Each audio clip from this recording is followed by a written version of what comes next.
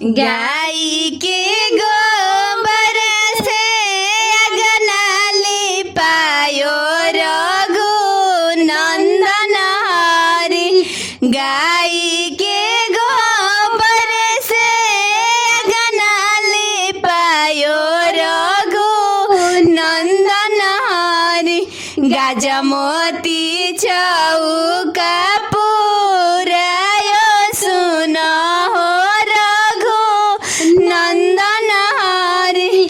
गाजमोती चौका पुरायो सुनो रघु नंदन हरि। जाहि चौका बैठेला नयर बिंद सिंह के बेटा रघु नंदन हरि। जाहि चौका बैठेला नयर बिंद सिंह के बेटा रघु नंदन हरि। मोतियानी अंजूरी भरायो सुनो रघु नंदन हरि।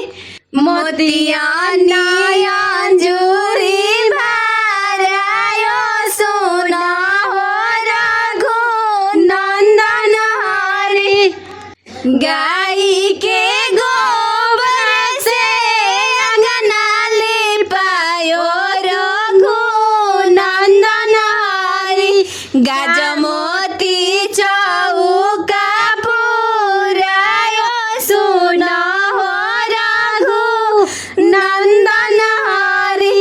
गाजमोती चौका पुरायो सुनो रघु नंदन हरि। जाहि चौका बैठेला विकास सिंह के भाई रघु नंदन हरि। जाहि चौका बैठेला इंदल सिंह के भाई रघु नंदन हरि। मोतियानी अंजूरी भरायो सुनो रघु नंदन हरि।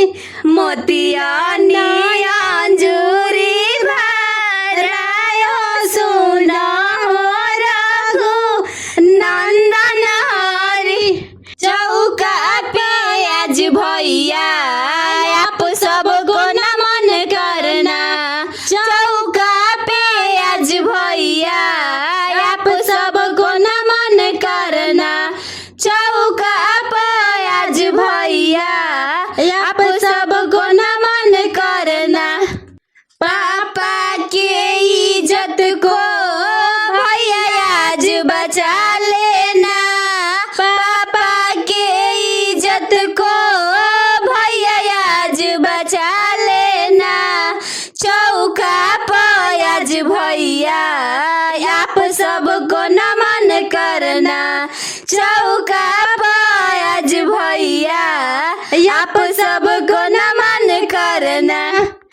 चौका पर आज भैया आप सबको नमन करना। चौका पर आज भैया आप सबको नमन करना।